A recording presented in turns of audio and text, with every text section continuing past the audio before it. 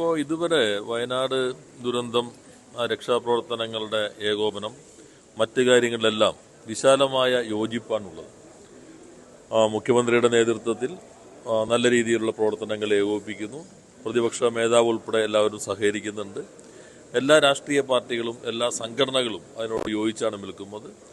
അതോടൊപ്പം തന്നെ യൂണിയൻ ഗവൺമെൻറ്റുമായി സഹകരിച്ചുകൊണ്ട് ഇപ്പോൾ സൈന്യത്തിൻ്റെ ഉൾപ്പെടെ വളരെ സുദീർഘമായ സേവനമാണ് നമുക്ക് ലഭിച്ചിട്ടുള്ളത്.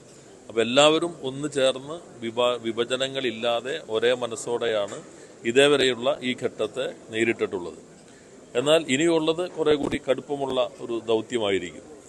ഇവരെല്ലാം പുനരധിവസിപ്പിക്കുക, അവരുടേതായ താല്പര്യങ്ങളും അവരുടെ ജീവിതത്തിലേക്ക് തിരിച്ചു കൊണ്ടുവരിക, മാനസികാഘാതത്തിൽ നിന്ന് അവരെ തിരിച്ച് പ്രതീക്ഷയിലേക്ക് കൈപിടിച്ചു കൊണ്ടുവരിക, ഇങ്ങനെ വലിയൊരു ദൗത്യം നാടാകെ തന്നെ ഏറ്റെടുക്കേണ്ടതുണ്ട്.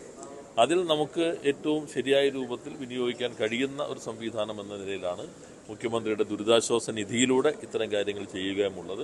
അതിനോട് നല്ല പ്രതികരണമാണ് ഇതുവരെ വന്നിട്ടുള്ളത്. കേരളത്തിൽ നിന്ന് മാത്രമല്ല, കേരളത്തിൻ്റെ പുറത്തു നിന്ന്, കേരളത്തിൽ നിന്ന് തന്നെ ലോകത്തിൻ്റെ പലതലങ്ങളിലേക്ക് പോയിട്ടുള്ള ആളുകൾ, സംഘടനകൾ, അവരെല്ലാവരും വളരെ ആവേശപൂർവ്വം തന്നെ ഇതുമായി സഹകരിക്കുന്നുണ്ട്.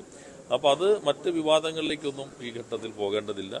നമ്മുടെ വളരെ സുതാര്യമായ രീതിയിൽ തന്നെ എല്ലാ വിഭാഗം ആളുകളുമായി ചർച്ച ചെയ്തുകൊണ്ടുള്ള ഒരു പുനരധിവാസ പദ്ധതിയായിരിക്കും കേരളത്തിൽ നടപ്പിലാക്കുക എന്ന് മുഖ്യമന്ത്രി തന്നെ പ്രഖ്യാപിച്ചിട്ടുണ്ട്. എന്നാൽ ഈ ഘട്ടം രക്ഷാപ്രവർത്തനങ്ങൾ മുന്നോട്ട് കൊണ്ടുപോകലാണ്. അതിന്റെ തുടർച്ചയിൽ തന്നെ നമുക്ക് ഈ ദൗത്യവും ഒരേ മനസ്സോടുകൂടി തന്നെ ഏറ്റെടുക്കാൻ കഴിയേണ്ടതുണ്ട്. മറ്റ് വിവാദങ്ങൾ, എനിക്ക് തോന്നുന്നു മാധ്യമങ്ങളും വളരെ സുദീർഘമായ രൂപത്തിൽ തന്നെയാണ് ഈ ഘട്ടത്തിൽ പ്രവർത്തിച്ചിട്ടുള്ളത്. വളരെ പോസിറ്റീവായിട്ടുള്ള വാർത്തകളാണ് നൽകിയിട്ടുള്ളത്. തെറ്റായ പ്രചാരവേലകൾ പലതും വരുമ്പോൾ അത് തുറന്നു കാണിക്കുന്നതിന്, ഇപ്പോൾ ഗവൺമെന്റ് പറയുന്നതിനേക്കാൾ കുറെ കൂടി വലിയ രൂപത്തിൽ തന്നെ പലതും തുറന്നു കാണിക്കുന്നതിന്, വസ്തുതകൾ ഇതാണ് എന്ന് തുറന്നു കാണിക്കുന്നതിന് പല മാധ്യമങ്ങളും ഈ ഘട്ടത്തിൽ ശ്രമിച്ചിട്ടുണ്ട് എന്നതും വളരെ ശ്രദ്ധേയമാണ്. അതേ മനസ്സോടുകൂടി തന്നെ ഈ പദ്ധതിയും നമുക്ക് മുന്നോട്ട് കൊണ്ടുപോകണം. അതിന് എല്ലാവരും ഒരേപോലെ തന്നെ നിൽക്കുകയാണ് വേണ്ടത്.